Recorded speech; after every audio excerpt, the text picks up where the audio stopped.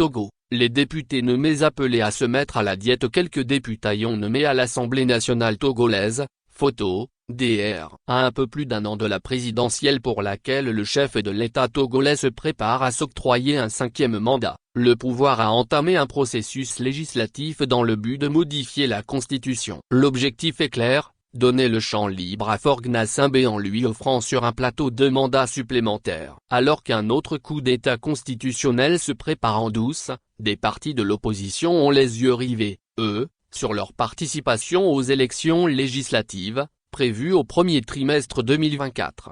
Pourquoi les élections législatives sont-elles si convoitées par certains partis de l'opposition? En effet, après une trentaine d'années à l'Assemblée nationale, sauf durant 2 législatures, les députés de l'opposition togolaise n'ont jamais eu l'opportunité de faire voter une seule proposition de loi. Ce n'est pas qu'ils n'en ont jamais présenté, c'est juste qu'aucune considération n'est accordée à leurs propositions de loi par la majorité parlementaire toujours acquise, et de manière absolue, au pouvoir.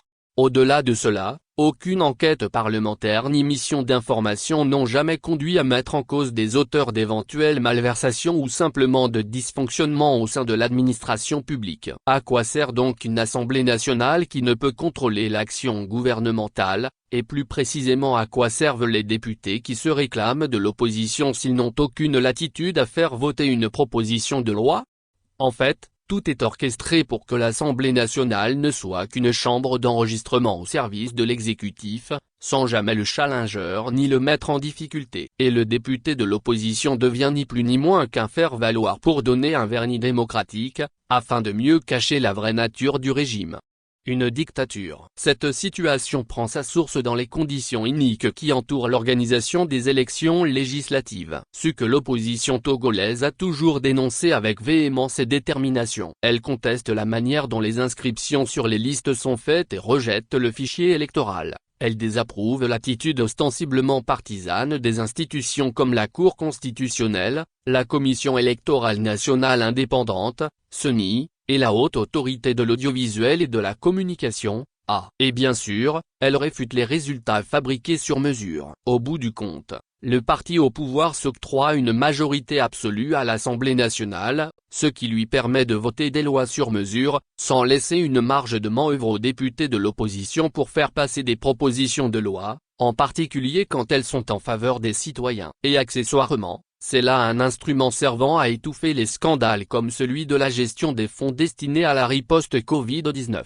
Au Togo, l'Assemblée nationale est une grande supercherie et les députés ne représentent en rien la nation. Chacun des députés, y compris ceux de l'opposition, assis sur les bancs de cette noble institution ne le sont, directement ou indirectement, que par la bonne volonté de l'exécutif. Au-delà d'être un artifice pour empêcher l'alternance, les élections au Togo sont devenues un instrument de confiscation du pouvoir. En clair, les élections ne servent à rien dans les conditions actuelles, elles ne sont pas transparentes, les dés sont pipés et elles n'ont aucun effet sur les politiques publiques.